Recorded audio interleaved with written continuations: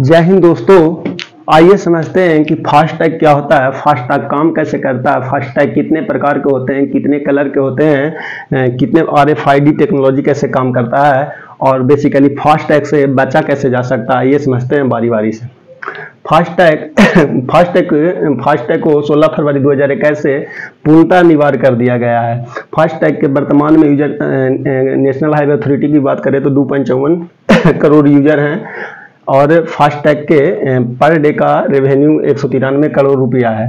FASTag के tax collection की जिम्मेदारी NTC को है, जिसको नेशनल इलेक्ट्रॉनिक टैक्स कलेक्शन कहते हैं। आइए समझते हैं फास्टैग कैसे काम करता है। फास्टैग का बेसिकली एक ऐसा सिस्टम है जो पैसे को डिटेक्ट करता है। इसका प्रयोग आप लोग हाल फिलहाल में देख रहे हैं दिल्ली मेट्रो या और भी मेट्रो में। बेसिकली दिल्ली मेट्रो में जाने के लिए कार्ड बनवाना पड़ता है और उस कार्ड में रिचार्ज करवा कर बेसिकली उस कार्ड को सिस्टम से स्कैन करवाना पड़ता है, तभी दिल्ली मेट्रो के अंदर जाने का अनुमति मिलता है। इसी तरह सरकार ने भी टोल प्लाजा पे ये फास्टैग का सुविधा दिया, जिससे लोगों को आसानी से आने जाने में इजी हो। फास्टैग में आप मिनिमम 100 रुपया रख सकते हैं और मैक्सिमम 1 लाख तक रख सकते हैं। आइए समझते हैं। फास्टैग को जो गाड़ी के जो विंडो शील्ड होता है उसी पे ये फास्टैग को लगाया जाता है। जैसे समझिए कोरोना से बचने के लिए कोविशील्ड है, उसी तरह जो हवा से बचने के लिए ये विंडो शील्ड होता है जो गाड़ी में लगाया जाता है, इसी के बीच में अंदर में लगाया जाता है ये फास्टैग। आइए समझते हैं कि RFID टेक्नोलॉजी कैसे काम करता है। RFID का फुल फॉर्म होता है रेडियो फ्रीक्वेंसी आइडेंटिफिकेशन डिवाइस। ये बेसिकली फ्रीक्वेंसी छोड़ता है और ये फास्टैग को स्कैन कर लेता है। फास्टैग RFID 2 प्रकार के होते हैं, एक पैसिव होता है, एक एक्टिव होता है। पैसिव जो जैसे आप अपने मोबाइल में देखते हैं जो सिम कार्ड होता है, जो वो पैसिव होता है, उसमें किसी भी बैटरी का जरूरत नहीं होता, बिना बैटरी का कोई काम का नहीं होता। उसी तरह जो फास्टैग होता है वो पैसिव होता है, उसमें बैटरी वगैरह का कोई जरूरत नहीं होता है। जबकि ये जो स्कैनर होता है, जो टोल प्लाजा पे जो ऊपर स्कैनर लगा हुआ था, वो एक्टिव होता है और बिना उसमें बैटरी होता है, उसी से ये फास्टैग को स्कैन करता है। आइए समझते हैं कि फास्टैग के कुछ पॉजिटिव और प्रोज एंड कॉन्स होते हैं। आपको SSC के एग्जाम में भी आइडियम फ्रेज के रूप में पूछ देता है कि प्रोज एंड कॉन्स का आइडियम क्या होता है, आप लोग देख लीजिएगा।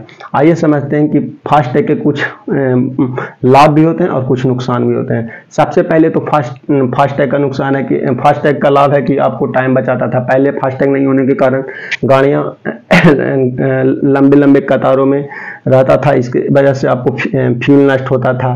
फ्यूल नष्ट होने से आपको पोल्यूशन भी बहुत ज़्यादा होता था।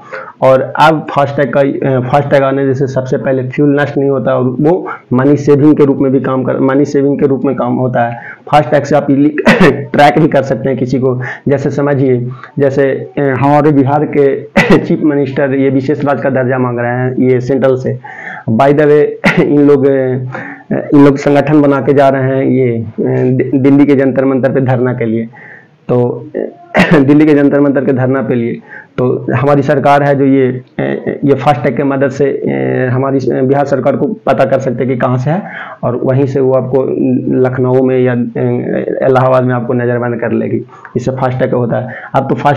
अब तो ये ट्रैकिंग का शिफ्ट आइए समझते हैं। इससे मैन पावर का भी बचत होता है। फास्टैग मशीन लगने से क्या होता है कि आपको ज़्यादा आदमी की ज़रूरत नहीं है और ज़्यादा आदमी जहाँ नहीं रहेगा तो आपको करप्शन भी कम होगा, सीधे डायरेक्ट अकाउंट में पैसा चला जाता है। लूटपाट कम होता है। बेसिकली टोल प्लाजा के आसपास के गांव होते थे जो टोल प्लाजा को ही लूट लेते थे।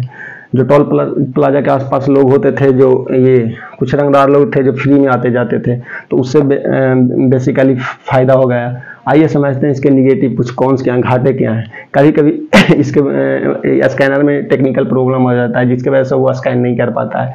कभी अब जो देखते होंगे कि गाड़ियां धूप में खड़ा हो जाने से क्या फास्टैग पे टेक्निकल हीट होने के कारण, ये ओवर हीटिंग होने के कारण ये फास्टैग काम नहीं करता है। कभी इसका एक और नुकसान ये है कि जैसे अगर फास्टैग अनिवार्य हो गया, अगर फास्टैग आपके यहाँ आपके गाड़ी पे नहीं लगा होगा तो आपको दुगना चार्ज देना पड़ेगा। चौथा नुकसान ये है कि जैसे टोल प्लाजा के बगल के आसपास के गांव हैं जिनको हमेशा आना जाना पड़ता है कुछ काम के लिए, तो लोकल पीपल को बहुत दिक्कत होता है, हर बार उनको टोल टैक्स देना पड़ेगा। तो इसके लिए सरकार ने कुछ नियम बनाया, उसके लिए आपको रजिस्ट्रेशन कराना पड़ेगा। क्लोनिंग एंड प्राइवेसी का भी हो गया। जैसे क्लोनिंग क्या हो गया कि जैसे फास्टैग का हूबहू नकल हो रहा है किसी भी चीज़ का, तो आपके फास्टैग को अपने गाड़ी में चिपका लेगा, तो उसमें क्लोनिंग का खतरा है। प्राइवेसी है, जैसे ऐसे भी आदमी को जो टेक्निकल काम करना है तो वो उसके लिए एक अकाउंट रखना चाहिए और उसमें बहुत ही कम पैसा रखना चाहिए, ताकि किसी भी तरह का प्राइवेसी का हनन ना हो गए। और जो मेन अकाउंट है उसमें वो किसी भी इंटरनेट से लिंक नहीं होना चाहिए।